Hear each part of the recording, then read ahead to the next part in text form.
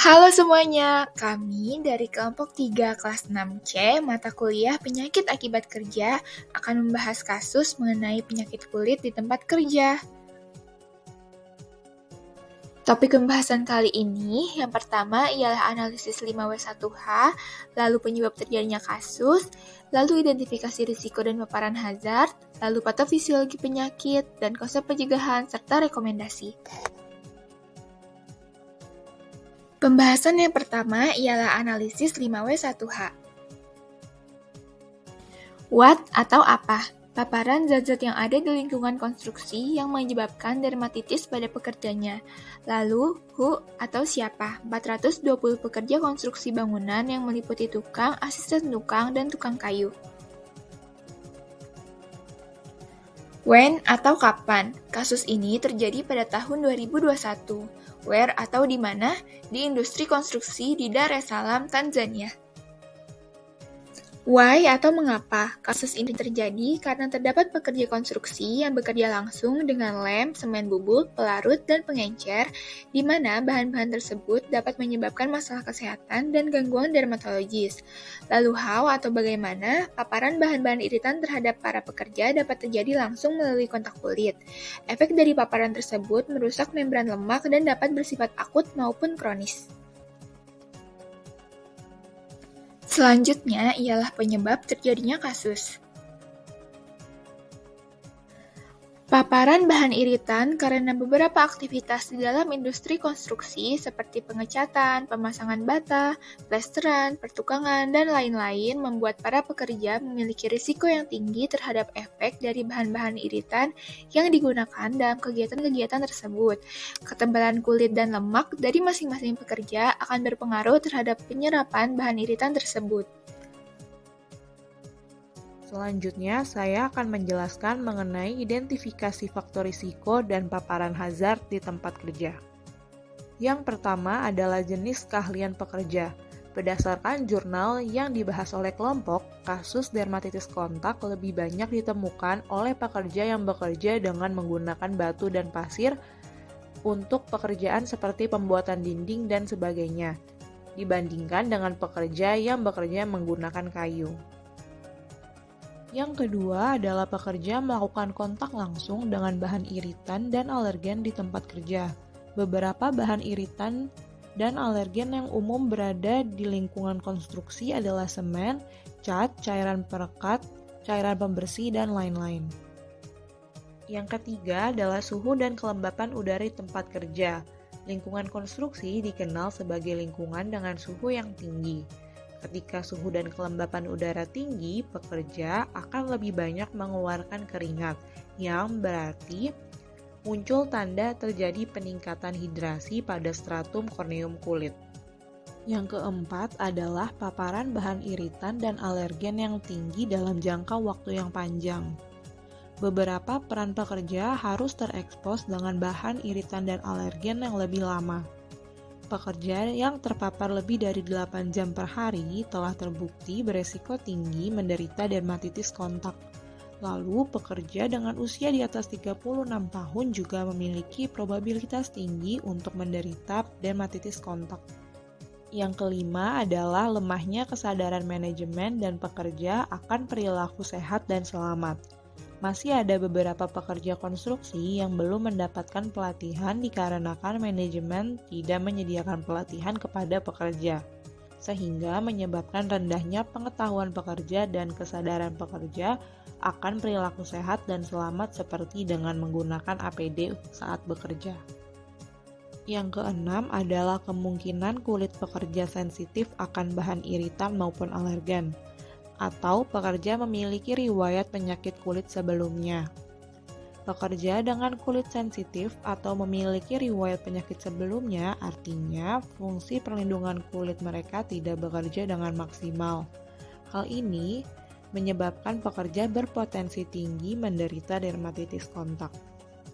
Subbab selanjutnya yaitu patofisiologi penyakit dermatitis kontak. Yang pertama, kita akan membahas patofisiologi dermatitis kontak iritan. Dermatitis kontak iritan merupakan reaksi peradangan kulit non-imunologik, yaitu kerusakan kulit yang terjadi langsung setelah terpapar oleh bahan iritan. Dermatitis kontak iritan dapat bersifat akut atau manifestasi muncul dalam waktu singkat setelah terpapar pajanan maupun bersifat kronik atau manifestasi muncul dalam waktu lama sesudah terpapar pajanan. Dermatitis kontak iritan terjadi karena kulit berkontak dengan bahan iritan yang merusak membran lemak atau lipid membran, keratinosit, namun sebagian juga dapat menembus membran sel dan merusak lisosom, mitokondria, atau komponen inti lainnya. Yang kedua adalah patofisiologi dermatitis kontak alergi. Dermatitis kontak alergi merupakan penyakit kulit yang disebabkan oleh agen eksternal yang bertindak sebagai antigen atau alergen tertentu dan menghasilkan reaksi imunologi tipe 4. Reaksi ini terjadi melalui dua fase, yaitu fase sensitisasi dan fase elisitasi. Yang pertama adalah fase sensitisasi.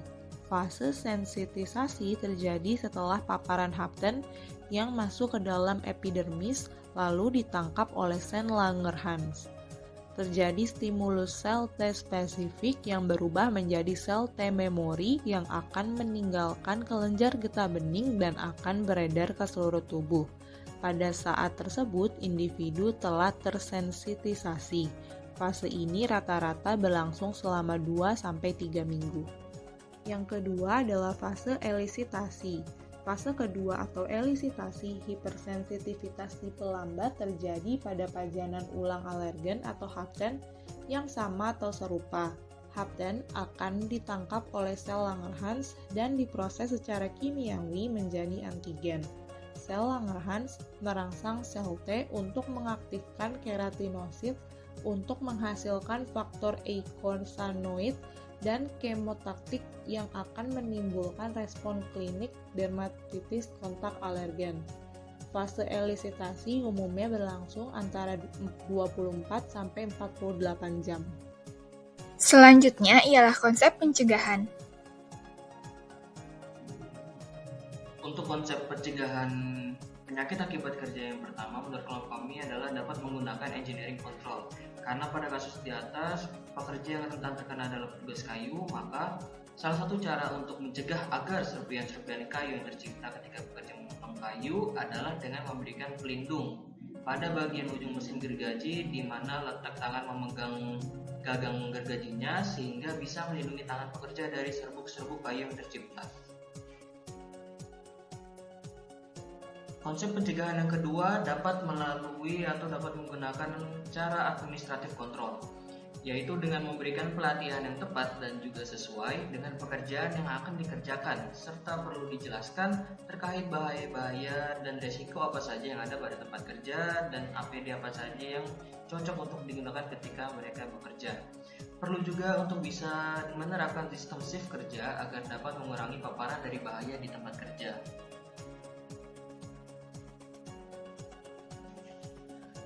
Dan untuk konsep pencegahan yang terakhir dapat menggunakan personal protective equipment atau alat pelindung diri, yang dimana untuk kasus ini pada pekerja disarankan untuk bisa menggunakan APD seperti sarung tangan, berpakaian lengan panjang, celana panjang, dan juga pelindung wajah serta sepatu safety. Untuk selanjutnya adalah rekomendasi. Untuk rekomendasi pertama yang bisa kelompok kami berikan kepada kasus di atas, yaitu perusahaan di sini sebaiknya memberikan pelatihan dan juga pembinaan kepada para pekerja mereka, baik pekerja baru maupun pekerja lama, terkait apa-apa saja yang perlu diperhatikan ketika mereka nanti turun untuk bekerja.